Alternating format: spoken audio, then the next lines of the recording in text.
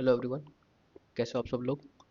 देखिए, SSC CGL का जो एग्ज़ाम हुआ टीयर 2 का 2025 वाला, उसकी आंसर की जो लिंक थी वो सेम डे जनरेट कर दी थी, लेकिन एक्टिवेट कभी हुई नहीं।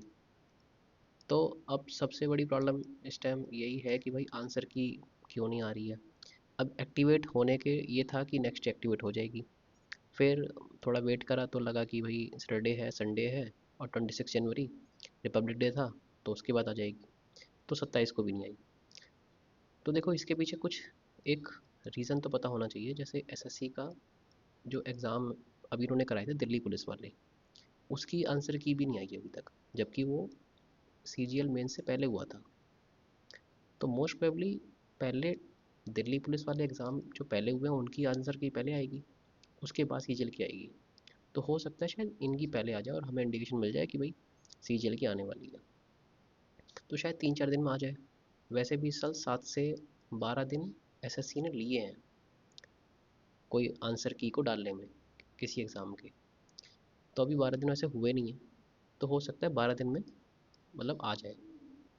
तो 31 जनवरी तक तो इजीली वेट कर सकते हैं। अब इसमें हो क्या रहा है ना कि आंसर की के वेट के चक्कर में, क्योंकि ये था कि आंसर की आने ही वाली है, 1-2 दिन में आ जाएगी। लास्ट टाइम 1 दिन में आ गई थी। तो इस साल लगा कि वैसे ही शायद हो सकता है थोड़ा जल्दी आ जाए। पर इस साल सब कुछ थोड़ा थोड़ा डिफरेंस तो है ही। पहले सिर्फ टीसीएस के पास था सारा काम, इस बार काफ़ी डिफरेंट डिफरेंट कंपनीज़ के पास है सारा काम। तो 7 से 12 दिन आप ये मान के चलो, एक तो ये चल लग रहे हैं। ऊपर से दिल्ली पुलिस वाले एग्ज़ाम्स की भी नहीं आई है, तो थोड़ा सा पहले इनकी आ सकती है, टाइम लग सकता है, 3-4 दिन मान लो। हो सकता है 4 से 5 दिन भी लग जाए। तो इसमें अल्टीमेटली हो क्या रहा है, टाइम टाइम का जो एक अच्छा यूटिलाइज होना चाहिए वो नहीं हो पा रहा है। अब देखो, मेरे अकॉर्डिंग पता है आपको इस टाइम अपने ऊपर काम करना चाहिए। बहुत अच्छा गोल्डन टाइम है आपके पास।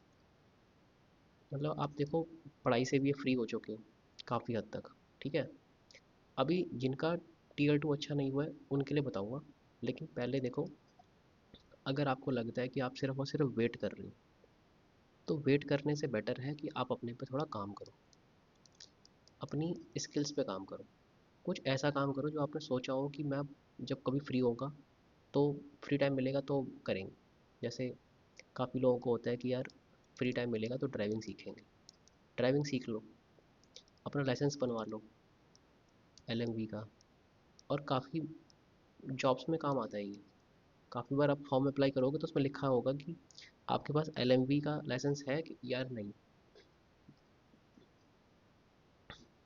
और पता है इन स्किल्स का सबसे बड़ा फ़ायदा क्या है? जब आप ज्वाइन करोगे ना, जब आपकी ज्वाइनिंग आएगी, डिपार्टमेंट में जाओगे, जब आप 10 लोगों के बीच में खड़े होगे, तो ध्यान रखना हमेशा सबसे ज़्यादा उसी इंसान को रिस्पेक्ट मिलती है जिसके पास स्किल्स होती हैं। वही अलग चमकता है हमेशा, और हर इंसान उसको रिस्पेक्ट देता है। अब सपोज़ करो किसी की बहुत अच्छी इंग्लिश हो, ठीक है, बहुत अच्छे से इंग्लिश में बात करता हूँ, हर इंसान रिस्पेक्ट करता है। आप इंग्लिश पे काम करो। ऐसे ही फिज़िकल फिटनेस को भी बहुत रिस्पेक्ट मिलती ही है, क्योंकि उसका एक बहुत बड़ा सिंपल है, इस दुनिया का रूल है।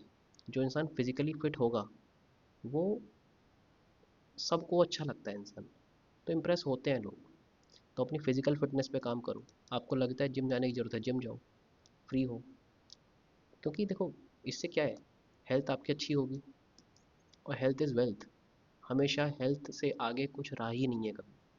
हेल्थ पे काम करो अपने। आपको लगता है कि आपको कोई लैंग्वेज सीखनी है, स्पेनिश सीखनी है, जापानीज़ सीखनी है, डुओलिंगो एक वेबसाइट है बहुत अच्छी, उस पे से आराम से प्रैक्टिस कर सकते हो। कोई भी स्पेनिश सीख लो, जापानी सीख लो, मन है तो। मतलब कुछ ऐसा काम करो जो आपने कभी सोचा हो कि मैं ये काम तब करेंगे जब हमारे पास कभी टाइम होगा। और भी काम है, स्पोर्ट्स। आपको लगता है कि आपको जैसे कुछ शौक है कि स्विमिंग करनी है। अब ये स्विमिंग तो चलो बहुत ठंडा है, ठीक है, स्विमिंग तो नहीं हो पाएगी। लेकिन बैडमिंटन खेल सकते हो, या फिर टेबल टेनिस अगर आपका स्पोर्ट्स में मन है तो, बास्केटबॉल, ठीक है। तो ऐसा कुछ करो जो मतलब आपको बाद में कहीं ना कहीं ये स्किल्स काम आए। जब आप किसी डिपार्टमेंट में जाओगे ना, सपोज करो आपने कोई डिपार्टमेंट ज्वाइन करके एसएससी के थ्रू, फिर स्किल्स काम आती हैं। पता लगा आप 10 लोगों के बीच में खड़े हो, किसी को बहुत अच्छा बोलना आता है, किसी को ड्राइविंग आती है, कोई स्पोर्ट्स में अच्छा है, कोई लिखने में बहुत अच्छा है, बहुत अच्छी अच्छी लिख लेता है, कोई एंकरिंग बहुत अच्छी कर लेता है। ये सब काम करने होते हैं। आप जब ट्रेनिंग पीरियड में जाओगे तो आप देखना कि एंकरिंग के लिए चूज़ कर लिया किसी को, किसी की इंग्लिश बहुत अच्छी है, किसी की आवाज़ बहुत अच्छी है बोलने में, तो उसको चूज़ कर लिया। ठीक है। स्पोर्ट्स होते हैं, ट्रेनिंग होती है। अब सपोज़ करो आप जीएसटी इंस्पेक्टर बनोगे, हमें आपकी ट्रेनिंग होगी कम से कम 1-2 महीने की। उसमें आपकी फ़िज़िकल फ़िटनेस बहुत काम आएगी। पुशअप्स लगाना स्टार्ट करो। ठीक है। ये सब चीज़ें काम आती है जॉइनिंग के बाद। जॉइनिंग के बाद इंसान को पता लगता है यार हम तो सिर्फ पढ़ते ही रह गए, ये सामने वाला इंसान देखो कितना स्मार्ट है, पढ़ भी लिया, जॉब भी लग लग गई, हमारे साथ ही काम कर रहा है और हमसे ज़्यादा सब कुछ अच्छा हाथ से आता है। तो आप भी अपनी स्किल्स का को डेवलप करो अभी से, अच्छा रहेगा। और देखो, एक तो ये स्किल्स वाला हो गया फैक्टर। ठीक है। सेकंड पॉइंट, आपको लगता है कि आप पढ़ सकते हो, आप नहीं थके हो पढ़ते हुए, तो बेटर है। और आपको लगता है कि आपको आगे भी एग्ज़ाम्स की तैयारी करनी है, फिर तो आप वेट करो ही मत। आपने अगर एमटीएस का फॉर्म भरा है तो देखो एमटीएस में जीके का रोल सबसे इम्पॉर्टेंट है। जिसके जीके में जितने अच्छे नंबर आए थे उसको एमटीएस में उतनी अच्छी जॉब मिलती है। तो टाइम तो है ही नहीं, स्टेटस आने वाला है, और जीके की तैयारी करो अपनी एमटीएस के लिए।